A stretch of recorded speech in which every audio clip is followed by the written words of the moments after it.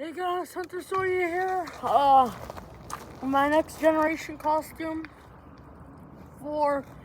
I just found this out yesterday that this is video for the great Robert Jacks, the person who played Leatherface in the Next Generation. Found out that he died.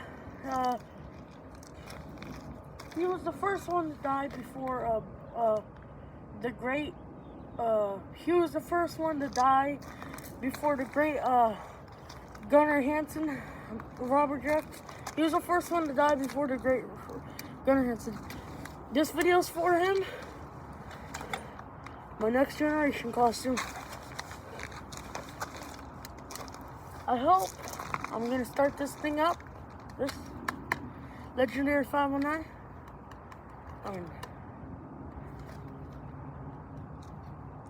Yeah. Legendary, this chain is the legendary Vevor 12-inch blade, easy model, only 9 pounds.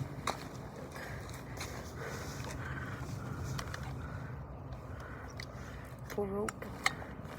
This is where the pull rope is. So let's start this thing up. Hopefully Robert Jacks can watch this in heaven.